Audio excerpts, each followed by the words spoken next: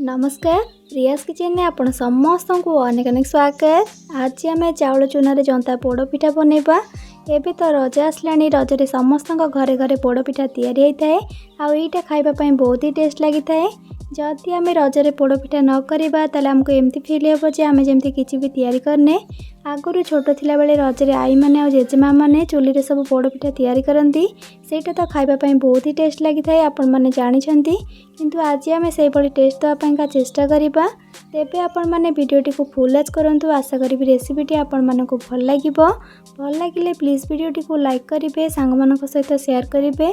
Channel जदि आपण माने नुआ अछंती तो प्लीज चैनल को सब्सक्राइब करने। तेबे चलंतु देर न करी आज रेसिपी को स्टार्ट करवा।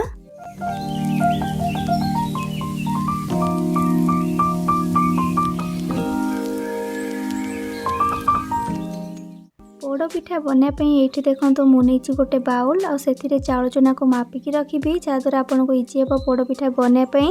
ये देखो मेजरिंग कप रे मापिकी ये मुझे 3 कप घर तैयारी चाउल चूना। ग्राम्स रे जदि कहि ताले 500 ग्राम अच्छी।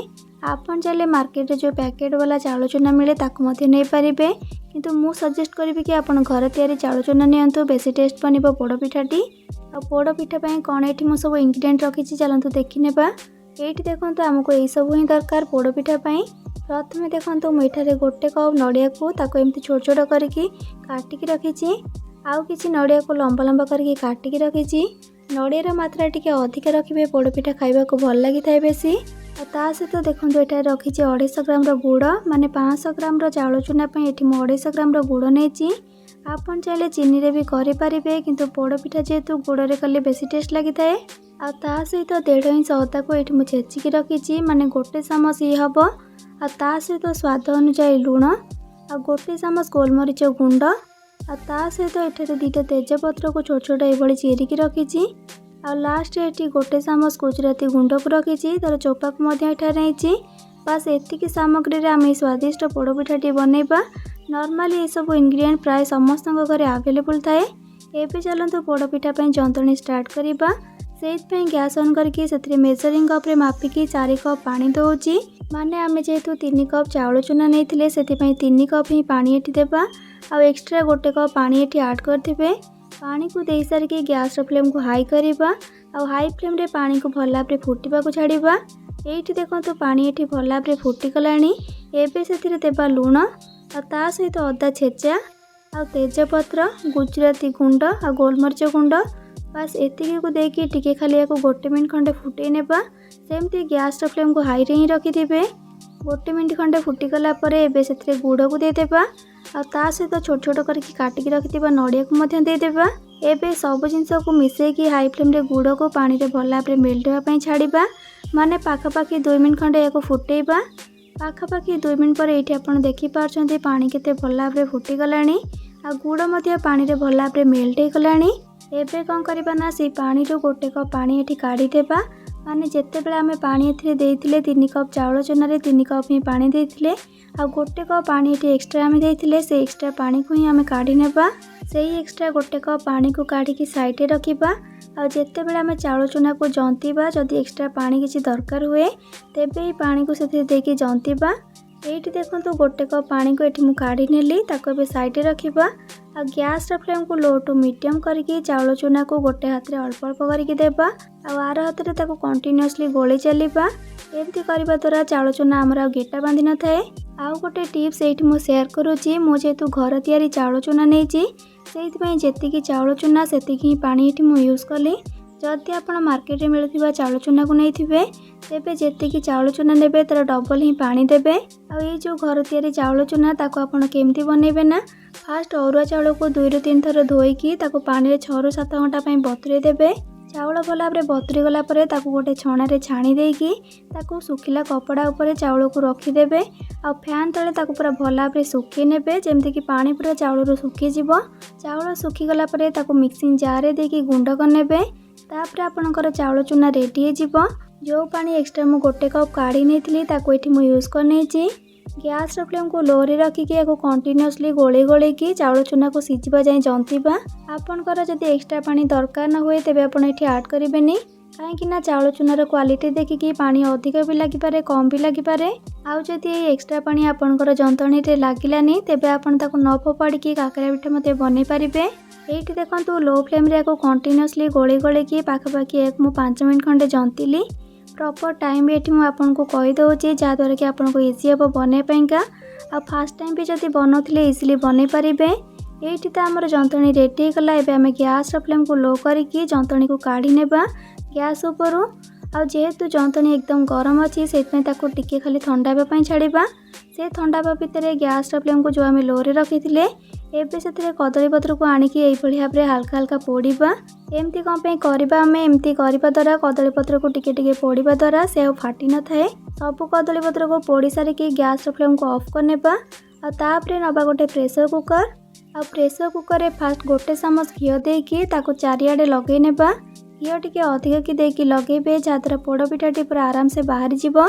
आउ हाँ आपणक पाखे जदि खोला मुह वाला प्रेसर कुकर थिबो तेबे आपण सेथिरे ही पोड़पिठा को बनेबे इजिली बाहर जीवो सेथिरु। आ मो पाखे जेहेतु खोला मुह वाला प्रेसर नहीं से मुझे आपण मानक पोड़पिठा बनैकी देखेबी। घी को लगे सारा पर तापर से पोड़िकी रखि कदली पत्र को से देबा। टिके एमती कदली पत्र को ऊपर को रखि जहाँद्वारा से आउ साइड्रु लागोनी। जेहेतु आम प्रेसर कुकर रे पोड़पिठा को बनैबा से मोटा करके टिके कदली पत्र को तले देबे जेमती कि आमर पोड़पिठाटी अधिक पोड़ी जीवनी। बनैबा बहुत इजी। खाली मुझे छोट छोट टिप्स दूसरी आपण मैंने मन रखिकी बनैले देखिए फास्ट टाइम रे भी पिठे पूरा आपंकर परफेक्ट बनिबो। 5-6 खंड कदली पत्र को एका थरे के तले देदेबे। और साइड रू कदली पत्र को टिके एई भाव में ऊपर को रखिथिबे। कदली पत्र को दे सारिकी तापर से अधा चामच हम पुणी थे घी को देबा। आ कदली पत्र रे भल भाव पूरा चारि साइड रू लगे नेबा। कदली पत्र रे पुणी थे घी एथिपाई आम लगेबा कहीं जिते आम प्रेसर कुकर रे पोड़पिठा को काढ़ीबा से एकदम पोड़पिठा सह लागिकी रहिबनी। माने प्रेसर कुकर सीना बाहर जीवो जेहेतु आम तले घी लगे किंतु पोड़पिठा उपर लागिकी रही कदली पत्रटा से घी लगे कदली पत्र रे से पूरा आराम से बाहर जीवो पोड़पिठारू। घी को भल भाव में कदली पत्र रे लगे सारा पर आम जो लंबा लंबा करके काटिकी रखिले नड़िया को ताकू से कदली पत्र ऊपर सजेकी रखिनेबा। पोड़पिठारे मेन जिनस हूँ नड़िया जिते अधिक देवे से भल लगे खाइबापी। एमती करके सजेवा द्वारा पोड़पिठार ऊपर पटटा सुंदर देखा जाए। मु तो खाली या नड़िया सजाऊँगी आपन चले चेरी काजू किशमिश ताकू देकी सजे पारे। नड़िया को सजेकी रखी सारा पर आम जो चाउल चूना को जंतिकी रखी ताकू ये आणिकी अल्प अल्प करके देबा। आ जंतणी जेहेतु एबे भी गरम अच्छी खाली हाथ तो छुई हेबनी से पानी हाथ होकर पूरा सामान करने। वीडियो रे जो भली करुच्ची आपन देखिकी ये भाव में ही करने। गोटे लेयर रे आमे रखिबा। ध्यान रखिए जंतनी को पूरा ठंडा करदेवेनि टिके हल्का हल्का ठंडा हो गला तापर ताको पोड़पिठा पई सेट करिवे। हाथ रे सबुठु बेस्ट रहिबो सामान करिया पईका। नाइ त आपण याकु चाहिले स्टाचुला साहाय्य किंबा गिनार पछपटे मध्ये याकु सेट करि परिबे। मु जेतु एटी 500 ग्राम रो चाउल चूना रे पोड़पिठा बनाउची से टिके टाइम देखी अल्प अल्प करके जंतनी को प्रेसर रे देकी ताको सेट करूची। आपन चाहे पोड़पिठा को कड़े रे मध्य कदली पत्र देकी घी देकी एहीपरि जंतनी को ऊपर रखिकी कवर करके बनै पारिबे। नाइ तो कड़े रे लुण देकी गोटे स्टैंड को रखिकी तापर केक टिन किंबा गोटे मोटार बासन ने घी देकी कदली पत्र बा बटर पेपर देकी जंतनी को देदेवे। आ ऊपर कवर देकी पोड़पिठा बनै पारिबे। जो प्रोसेसटा आपको इजी लगे से प्रोसेस रे पोड़पिठा को बनै पारिबे। तो जंतनी को सेट कर सारा पर जंतनी उपर आधा चामच घी को देकी ब्रश रे चारिआडे लगे नेबा जो कि पिठा ऊपर आड़ बढ़िया साइन आसो आ बास्ना भी आसो पोड़ी भी भल हम। मुझे गुआ घी यूज करुच्ची देसी गुआ घी जोटा कि पोड़पिठारे गोटे बास्ना और टेस्ट पूरा बढ़िया से आसता है। जदि आपण पाखे गुआ घी नथिबो तेबे आपण डालटा घी किंबा दुर्गा घी किसी भी घी एथिरे लगे पारिबे। घी को लगे सारा पर पुणी से पोड़िकी रखिथिबा कदली पत्र को 4-5 खंड जंतनी ऊपर देदेबा जो कि बेक कला बेले पोड़िला बेले स्टीमटा पिठा ऊपर पड़बनी। कदली पत्र को ऊपर दे सारिकी तापर प्रेसर कुकर हुइसिल को बाहर कर देबा। हुइसिल किसी भी दरकार नहीं। एबे आमे लीड को कवर करने आ कवर कर सारिकी गैस ओवर नेकी प्रेसर को बसेबा। आ गैस ऑन करके फ्लेम को एकदम लो करबा। आ लो फ्लेम रे को गोटे घंटा जाए पोड़ीबा बा बेक करबा। मुझे टोटल टाइम भी आपण मानकु कहि दउची। मुझे 10टा 20 रे बेक होगा पई बसई देइतिली। आ 10टा 20 रु गोटे घंटा माने 11टा 20 रे ही मोर पोड़पिठा रेडी हो गला। गोटे घंटा पर एबे मु कवर कर नउची। पिठा पोड़िया पई 5-10 मिनट कम अधिका टाइम लगी पारे। फ्लेम ऊपर रहिला आ पिठार साइज ऊपर रहिला। आ पिठा आपण माने कोउथरे पडुचंती से जगह ऊपर रहिला। पिठा जतेबेले हेई आसीबो पिठार कलर भी चेंज हो जिवो। ता सहित पिठा कौन हम ना चारि साइड रू ऑटोमेटिक छाड़ी आसीबो जेमती एठी आपण माने वीडियो रे देखि पाउथिबे। आ पिठा को जदि आपण माने छोइबे ना आपनकर हाथ रे जंतणी बिल्कुल भी लागिबोनी, सुखला सुखला लागिबो, जानिबे पिठा हेई गला। तो आपण चाहे पिठा चारिपट साइड रू टूथपिक बा नाइफ रे इंसर्ट करके देखि पारिबे पिठा हेइची कि नहीं। तो देखि पारे टूथपिक रे बिल्कुल भी कंचा जंतणी लागुनी, जानिबे पिठा हेई गला। पिठा अत्यधिक गरम थिबो आपण चेक करिवे जदि हल्का हल्का जंतणी आपण मानकर नाइफ बा टूथपिक रे लागि पारे, जोटा कि पूरा नॉर्मल। जदि अत्यधिक कंचा जंतणी आपनकर नाइफ रे लागुची ताले जानिबे पिठा हेइनी। आउ किछि समय बेक कर नेबे। एबे तो पिठा हेई गला। तो एठी मते पिठा पोड़िया पई टोटल 1 घंटा टाइम लागिला। आपनको कम अधिका भी लागि पारे जेमति मैं आपनको कहिथिली। एबे आमे गैस रो फ्लेम को ऑफ करके पिठा को आधा घंटा पई ठंडा हेबा पई छाड़िबा। ठंडा ही नथिबा आपण जदि पिठा को काटिबे ताले पिठा कंचा थिला भली लागिबो। पूरा ठंडा करिवे पिठा को, तापर प्रेशर रो चारि साइड रो हल्का हल्का टिके छुरी रे एमति मारिबे, जहा द्वारा जदि भी साइड रो लागिथिबो से छाड़ी जिवो।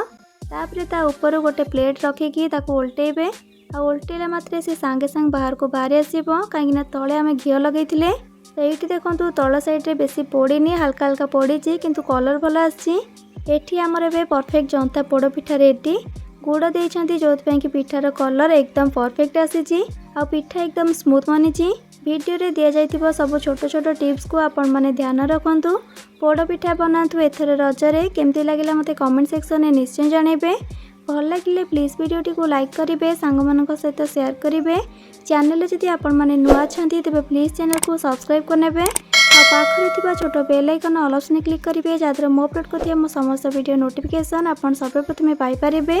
तेबे आज पई रहूची पुणी आसबि नुआ एक रेसिपी नै कि से पर्यंत रहिली। Love you all. जय जगन्नाथ।